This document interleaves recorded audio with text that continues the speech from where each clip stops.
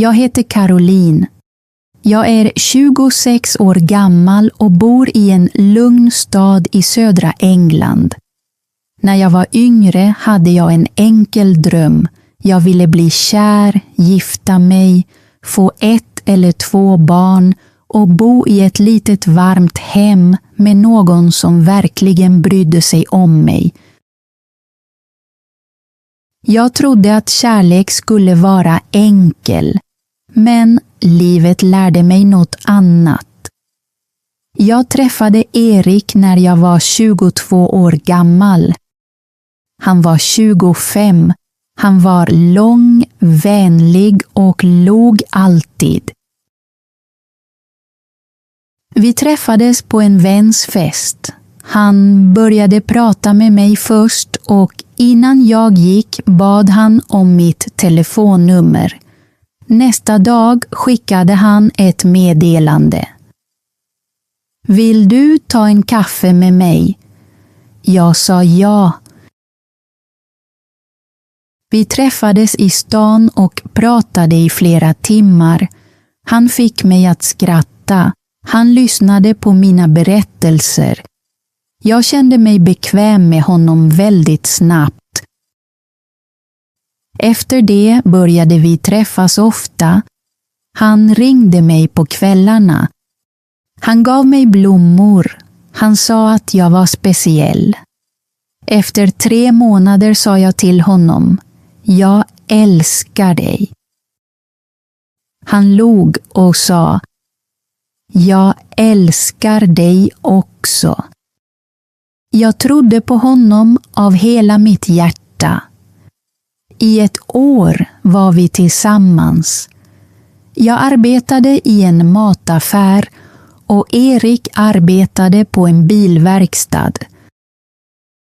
Vi hade inte mycket pengar, men jag var lycklig eftersom jag trodde att vi hade varandra. Sedan vaknade jag en morgon och mådde illa.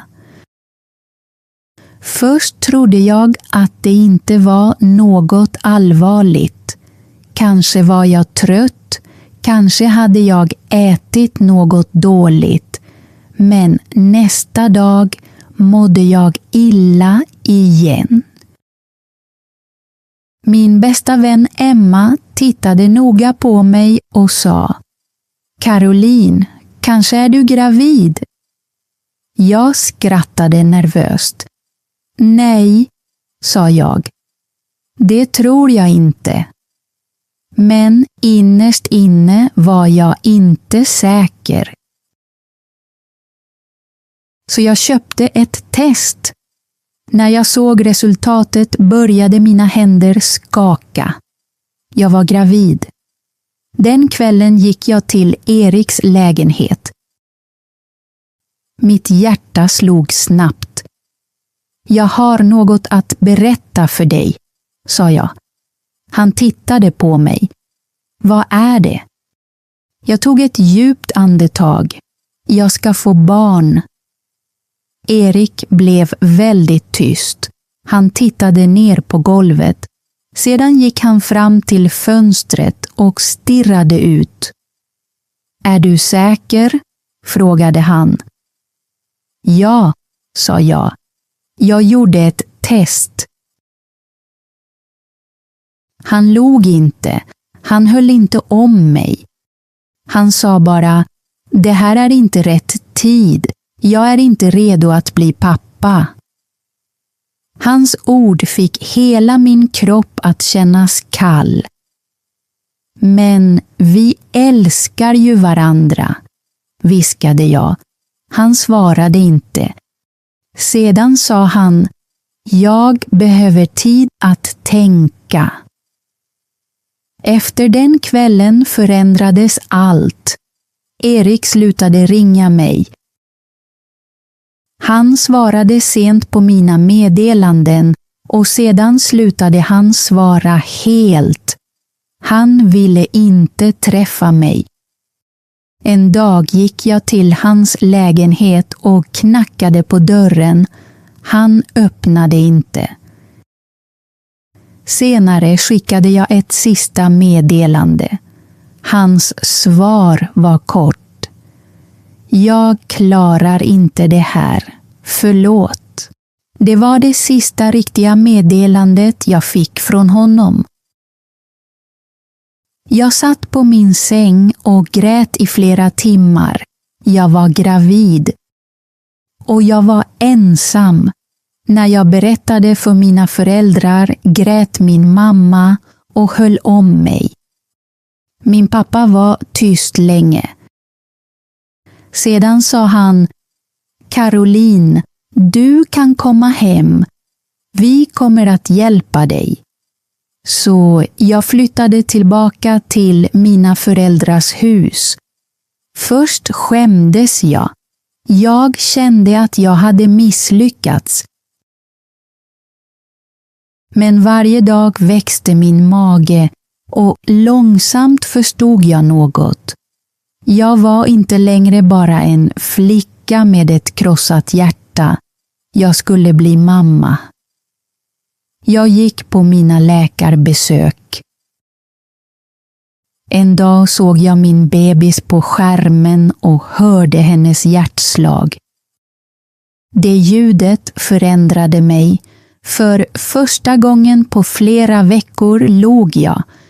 Jag arbetade i mataffären fram till de sista veckorna av graviditeten.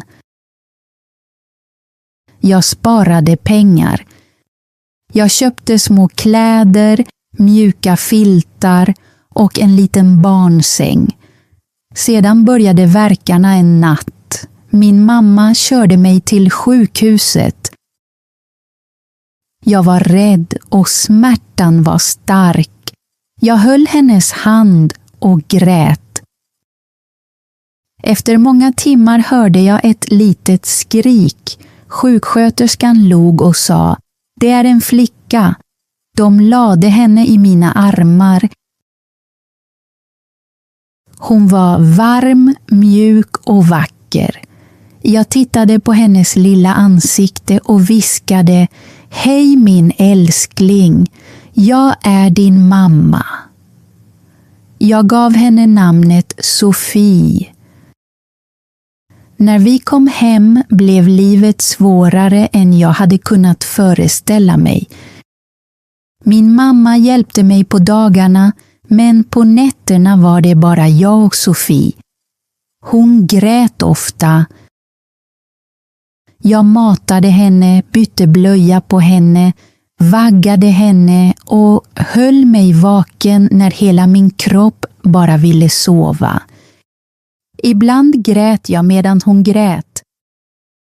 Men sedan tittade jag på hennes ansikte, kysste hennes lilla huvud och sa, jag älskar dig. Jag kommer aldrig att lämna dig. Erik kom aldrig. Han ringde aldrig. Han frågade aldrig efter Sofie. Han frågade aldrig om hon mådde bra. En dag såg jag honom i stan. Han tittade på mig, sedan tittade han bort. Han gick förbi oss som om vi var främlingar. Jag ville skrika. Jag ville fråga, hur kan du lämna ditt eget barn? Men jag förblev tyst. Jag tittade ner på Sofie i hennes barnvagn och fortsatte gå. När Sofie var 5 månader gammal började jag arbeta igen. Min mamma tog hand om henne medan jag arbetade. Jag saknade min bebis varje minut, men jag behövde pengar. På jobbet låg jag mot kunderna, jag bar lådor, jag stod upp i flera timmar. Sedan kom jag hem trött och blev mamma igen. Jag lagade mat, jag städade, jag matade Sofie, jag badade henne. Jag sjöng för henne tills hon somnade. En kväll, efter att Sofie hade somnat, satt jag ensam i köket med en kopp kallt te. Mina ögon var tunga, min kropp var trött, men jag viskade till mig själv. Caroline, du är trött, men du står fortfarande kvar. Och för första gången kände jag mig stolt. Sofie växte snabbt. Hon log mer. Hon lärde sig att sitta. Hon lekte med sina små leksaker och tittade på mig som om jag var hela hennes värld. Jag hade inte mycket av ett socialt liv längre. Mina gamla vänner gick ut, tog bilder och levde fritt. Jag stannade hemma med tecknade filmer, nappflaskor, tvätt och barnvisor. Men när Sofie grät höll jag henne nära och sa: Du är inte ensam, jag är här. Innan jag fortsätter min berättelse vill jag fråga dig något. Varifrån lyssnar du? Ibland undrar jag om det finns någon där ute som förstår den här känslan. Att älska sitt barn av hela sitt hjärta men ändå känna sig trött och ensam. Om du är här, skriv gärna ditt land i kommentarerna. Och det ger mig styrka att veta att jag inte talar ut i mörkret. Min mamma hjälpte mig mer än jag kan beskriva. Hon höll Sofie när jag behövde duscha. Hon lagade mat när jag var för trött för att stå upp. Hon tvättade de små kläderna och vek dem noggrant på min säng. Min pappa var tystlåten, men han älskade Sofie på sitt eget sätt. Han gjorde roliga miner åt henne. Han bar runt henne i rummet. När hon skrattade låg han som om hela huset hade blivit ljusare. Jag var tacksam för dem. Utan mina föräldrar vet jag inte hur jag skulle ha klarat de första månaderna. Ibland såg jag Erik i stan. Han kom aldrig nära. Han frågade aldrig om Sofie. Han tittade bara en sekund och gick sedan vidare som om vi var främlingar. En dag hade jag Sofie i famnen när Erik gick förbi oss. Hans blick stannade på hennes ansikte ett ögonblick, sedan tittade han ner och fortsatte gå. Jag höll min dotter närmare. I mitt hjärta sa jag: Du behöver inte honom, jag kommer att älska dig tillräckligt mycket. Pengar var alltid ett problem. Mitt jobb i mataffären gav inte mycket betalt. Jag köpte blöjor, barnmat, mjölk och varma kläder till Sofie. Jag slutade köpa saker till mig själv. Mina jeans var gamla, mina tröjor var enkla, men jag brydde mig inte. Sofie kom först. På jobbet låg jag mot kunderna, bar kassar, fyllde på hyllor och stod upp i timmar. Mina fötter värkte, min rygg värkte, men när någon frågade sa jag alltid: Jag mår bra. Jag var tvungen att må bra. När Sofie blev sjuk stannade jag hemma med henne. Min chef var inte glad. Du kan inte vara borta från jobbet så ofta, sa han. Min bebis behöver mig, svarade jag. Han såg allvarlig ut och du behöver det här jobbet. Jag visste att han hade rätt och det gjorde mig rädd. Hemma växte Sofie. Hon lärde sig att stå genom att hålla sig i soffan. När hon log stolt klappade jag händerna. Bra jobbat min lilla flicka, Hennes skratt gjorde allting lättare. En kväll fick Sofie feber. Hennes lilla huvud var varmt och hon grät utan att sluta. Jag ringde läkaren. Han sa att jag skulle hålla henne sval, ge henne vatten och hålla noggrann uppsikt över henne. Jag höll henne hela natten. Jag sjöng mjukt. Jag kysste hennes panna. Jag bad att hon skulle bli bra. Nästa morgon tog min mamma oss till kliniken. Sjuksköterskan gav Sofie medicin och sa hon kommer att må bra. Jag kunde äntligen andas ut igen. Sofie blev starkare. När hon var 13 månader gammal började hon gå. Hon föll många gånger men hon försökte alltid igen. Varje gång hon reste sig upp kände jag mig stolt. Du är modig, sa jag till henne. Tiden gick vidare. Sofie fyllde 2 år. Hon började säga små ord som mamma, mjölk och boll. Hon älskade att dansa. Hon älskade att stoppa sina små fötter i mina stora skor och gå runt i rummet med ett allvarligt ansiktsuttryck. Jag skrattade så mycket när hon gjorde det. En söndag tog jag med henne till parken. Hon sprang på gräset och vinkade till andra barn. Jag satt på en bänk och tittade på när hon lekte. Då såg jag Erik. Han gick tillsammans med en annan kvinna. De höll varandra i handen. För ett ögonblick kändes det som om mitt bröst blev tungt. Sedan tittade jag bort. Sofie kände inte honom. Han var hennes pappa, men han var inte en del av hennes värld. Den kvällen satt jag bredvid Sofie medan hon sov. Jag grät inte. Jag viskade bara, du har mig och jag kommer att stanna.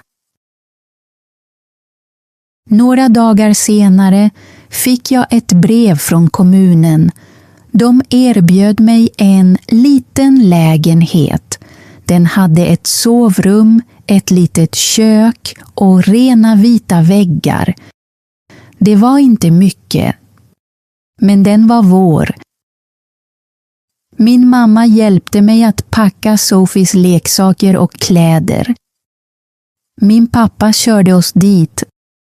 Den första kvällen åt vi rostat bröd och drack te medan vi satt på golvet. Sofie tappade sin sked och skrattade. Jag skrattade också. Det här är vårt hem nu, sa jag.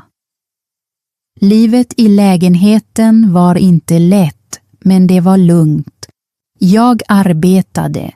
Jag betalade hyran. Jag lagade enkla måltider. Jag tvättade kläder på kvällarna. Jag läste godnattsagor för Sofie. Hon älskade boken om den blå björnen. Björn, rolig, sa hon. Jag kysste hennes kind. Du är också rolig. Vissa kvällar kände jag mig ensam. Jag saknade att ha någon att prata med. Jag saknade att bli omhållen. Men jag saknade inte Erik. Jag ville inte ha någon som kunde försvinna. Jag ville ha lugn. En dag på jobbet kom en trött kvinna till min kassa med en bebis i en barnvagn. Hon tittade på mig och log. Det är svårt, eller hur? Sa hon. Jag log tillbaka. Ja, men de är värda allt. Hon nickade. Du gör ett bra jobb. De enkla orden stannade kvar hos mig hela dagen. När jag kom hem kramade jag Sophie och sa: Du är mitt solsken. Jag var fortfarande trött. Jag var fortfarande fattig. Men jag var inte trasig. Jag var mamma. När Sophie fyllde 3 år pratade hon hela tiden. Hon frågade varför himlen var blå och var fåglar sov på natten. Hon älskade sånger, sagor och att dansa i köket. Vårt liv var enkelt, men det hade sin egen rytm. Jag vaknade tidigt, jag gjorde frukost. Jag lämnade Sophie på förskolan. Jag gick till jobbet. Sedan kom jag hem och blev hela hennes värld igen. På kvällarna satt hon i mitt knä medan jag läste hennes favoritbok om en röd buss. Bussen säger pip pip, sa hon. Jag skrattade och kysste hennes hår. Sedan kom en dag ett brev från hennes förskola. Sophie var redo att börja skolan nästa år. Jag stirrade på pappret, skolan. Min bebis höll på att bli stor. När jag berättade det för henne klappade hon händerna. Jag vill ha en rosa väska. Jag log genom tårarna. Då ska vi hitta en rosa väska. Den helgen gick vi och handlade. Sophie tittade på många skolväskor. En var för stor, en annan var för liten. Sedan hittade hon en som var rosa med små stjärnor. Hon höll den tätt intill sig och log. Hemma gick hon runt i lägenheten med väskan på ryggen som en liten elev. Jag tittade på henne och skrattade. Men inom mig kände jag mig både glad och rädd. Min lilla flicka växte snabbt. Och jag lärde mig att låta henne göra det. Tiden gick fort. Sophie fyllde 4 år. Hon var längre nu och hennes hår hade blivit längre. Hon hade vänner i skolan och kom hem med små berättelser varje dag. Mamma, sa hon en eftermiddag. Min vän Lucy har en hund. Kan vi också ha en hund? Jag log. Kanske en dag. Jag arbetade fler timmar i mataffären. Varje gång min chef erbjöd extra arbetspass sa jag ja. Jag var trött, men jag ville spara pengar. Jag ville ge Sophie ett bättre liv. En fredagskväll kom jag hem sent. Min mamma hade tagit hand om Sophie åt mig. Så fort jag öppnade dörren sprang Sophie in i mina armar. Mamma, du är hemma! Jag höll om henne hårt. Efter att min mamma hade gått gjorde jag te. Sophie satt på golvet med sin docka. Sedan tittade hon på mig och frågade: Mamma, har jag en pappa? Mitt hjärta stannade för ett ögonblick. Jag satte mig bredvid henne. Varför frågar du det? Min kompis pappa hämtar henne från skolan, sa hon. Var är min pappa? Jag tog hennes lilla hand. Ja, du har en pappa, sa jag mjukt, men han valde att inte stanna hos oss. Hon tittade länge på mig. Sedan sa hon, men jag har dig. Jag kysste hennes panna. Ja, min älskling, du har mig och jag kommer alltid att stanna. Den kvällen grät jag tyst i köket. Inte för att jag var svag, utan för att frågan gjorde ont. När Sofie började skolan hade hon på sig sin nya skoluniform och höll min hand hårt. Kommer du att vänta på mig? Frågade hon. Alltid, sa jag. Hon gick in i klassrummet, vände sig om och vinkade. Jag log och började sedan gråta ute på bänken. Jag var stolt.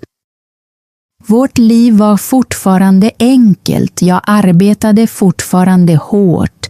Jag räknade fortfarande pengarna noggrant.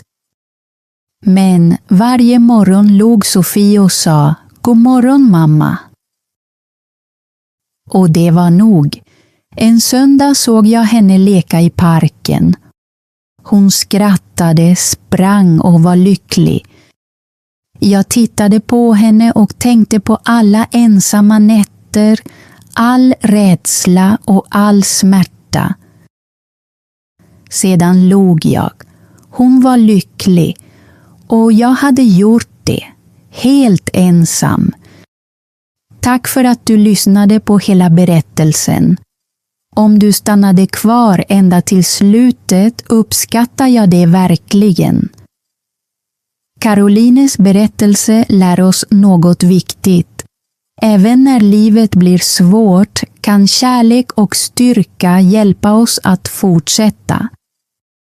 Att vara ensam betyder inte att man är svag.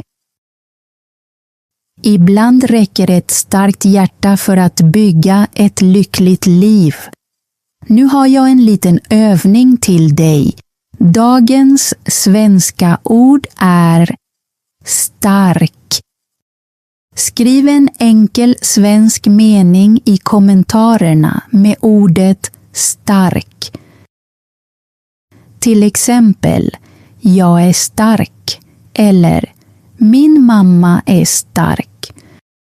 Berätta också, vem är den starkaste personen i ditt liv? Din mamma, din pappa, din vän eller du själv? Om den här berättelsen hjälpte dig att öva svensk hörförståelse, prenumerera gärna på Swedishy Tales för fler enkla svenska berättelser. Fortsätt lyssna, fortsätt öva och vi ses i nästa berättelse. Hej då!